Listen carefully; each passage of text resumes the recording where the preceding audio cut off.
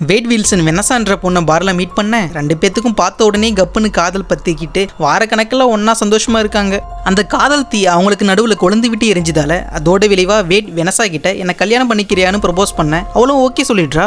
அப்படி இருக்கும்போது ஒரு நாள் வேடுக்கு லாஸ்ட் ஸ்டேஜ் ஆஃப் கேன்சர் இருக்குதுன்னு தெரிய வர இதனால மனசு உடஞ்சு போன அவன் பார்ல குடிச்சிட்டு இருக்கும்போது கோட் சூட் போட்ட ஒருத்தன் வேட் கிட்ட வந்து அவனால கேன்சரை குணமாக்க முடியும்னு சொல்லிட்டு போயிட்டான். அதனால வேட் வெனசாவை பிரிஞ்சு அவன் சொன்ன இடத்துக்கு போனா அங்க அவன மாதிரியே நிறைய கேன்சர் பேஷண்ட்டை கட்டி போட்டு எக்ஸ்பெரிமெண்ட் என்ற பேர்ல சித்திரவதை பண்ணிட்டு இருக்காங்க. அப்போ பிரான்சிஸ் என்ற ஒருத்தன் அங்க வந்து வேடோட டிஎன்ஏல இருக்கிற மியூட்டன்ட் ஜீன்ஸை தூண்டி விட்டுறதுக்காக ஒரு சீரமை இன்ஜெக்ட் பண்றான். அதோடு இல்லாம ஜீன்ஸை ஆக்டிவேட் பண்ண வேடை லிக்யூட்ல போட்டு முக்கிறது, உரைய வைக்கிற ஐஸ் வாட்டர்ல பல மணி நேரம் அப்படியே விடுறது, ஹை வோல்டேஜ்ல கரண்ட் ஷாக் தரதுன்னு அவனை சித்திரவதை பண்ணிட்டு இருக்காங்க.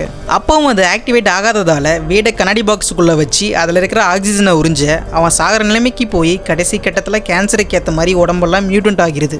ஆனா அப்படி மாறியும் பிரான்சிஸ் வேணும்னே ஆக்சிஜனை தொடர்ந்து உறிஞ்ச வேட் வேற வழி இல்லாம தான் ஒளிச்சு வச்சிருந்த தீக்குச்சியை பத்த வச்சு போட்டு அந்த இடத்தையே வெடிக்க வச்சிட்டான். எல்லாம் எரிஞ்சு அணைஞ்சதுக்கு அப்புறம் வேடுக்கு எல்லா காயமும் சரியாகி பீனிக்ஸ் பறவை மாதிரி சாம்பல்ல இருந்து எழுந்து ரீஜெனரேட்டிங் பவரோட வெளியே வரான்.